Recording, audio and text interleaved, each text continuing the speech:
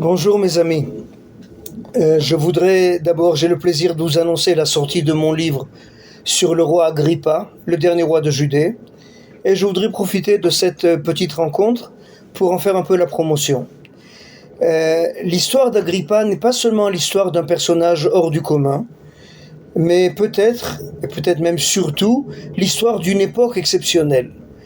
Et cette époque exceptionnelle, entre autres, se distingue par le fait que durant ces années-là, ces trop courtes années-là, s'installer un rapport extraordinaire, des relations diplomatiques extraordinaires entre Rome, l'Empire romain et la petite Judée. Agrippa lui-même était citoyen romain. C'est le petit-fils de Hérode. On aura l'occasion de revenir un peu sur son statut. Mais comme je vous l'ai dit, ce livre-là vient surtout nous donner une illustration de cette époque extraordinaire dans laquelle a vécu le roi Agrippa. Et pour ceux qui utilisent ou qui étudient le Talmud, la notion de matronita leur est familière. Vous savez que en latin, les termes père et mère se disent patron ve matron. Donc de la même manière que la notion de père va amener à la notion de patron, c'est une personne qui prend une certaine autorité sur un public autour de lui, c'est leur patron, pas toujours dans un cadre commercial ou dans un cadre d'employé-employeur.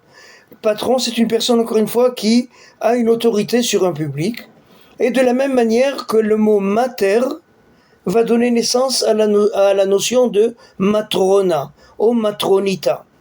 Et dans le Talmud, bien souvent, la matronita est une dame de la haute noblesse romaine, et nos chachamim ont souvent eu affaire à des matronitas. Rabbi Akiva va emprunter de l'argent chez une matronita sympathisante. Et il y a énormément d'anecdotes plus intéressantes, plus les unes que les autres.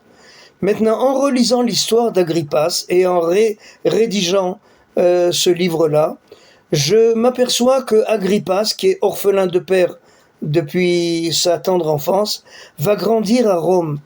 Et pratiquement, il va être adopté par une grande dame de la noblesse romaine, une dame que les historiens nomment Antonia Minor. Il faut croire qu'il y a eu deux femmes de ce même nom, la jeune Antonia Minor vers Antonia Major, et l'Antonia aînée. Et cette Antonia Minor était vraiment, d'abord elle appartenait à la famille du pouvoir.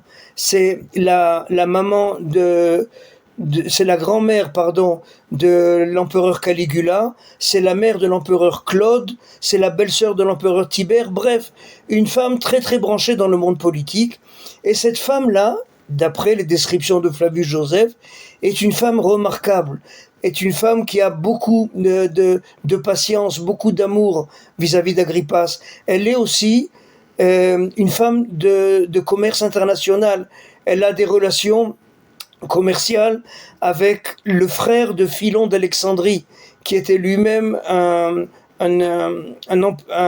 administrateur du port d'Alexandrie.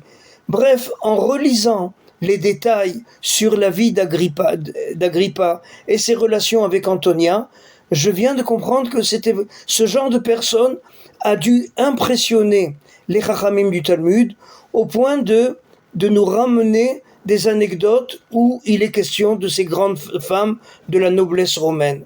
Et on sait aussi, et pour finir, que beaucoup de femmes de la noblesse romaine étaient à cette époque-là attirées par le judaïsme, à commencer par la femme de l'empereur Néron, Popéa, qui, dit-on, était très proche de prendre la décision de se convertir au judaïsme.